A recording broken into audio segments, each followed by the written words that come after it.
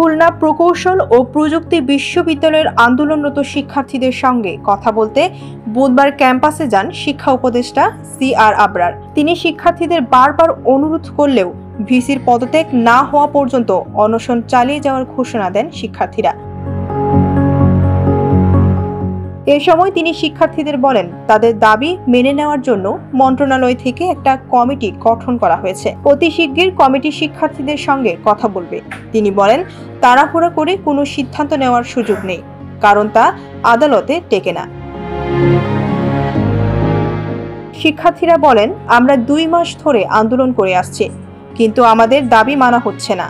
আমরা এই বিষয়ে আর সময় দিতে চাই না। আমরা লাশ হয়ে গেলেও ভিসির পদত্যাগ ছাড়া অনশন ভাঙব না। উপাচার্য অধ্যাপক মোহাম্মদ মাসুদের পদত্যাগের এক দফা দাবিতে সোমবার বিকেল 3টা থেকে শিক্ষার্থীরা অনশন শুরু করেন। সেদিন 32 জন শিক্ষার্থী অনশন শুরু করলেও ইতোমধ্যে 5 জন অসুস্থ হয়ে মেডিকেলে ভর্তি হয়েছেন। ডেস্ক রিপোর্ট, ভোরের পাতা।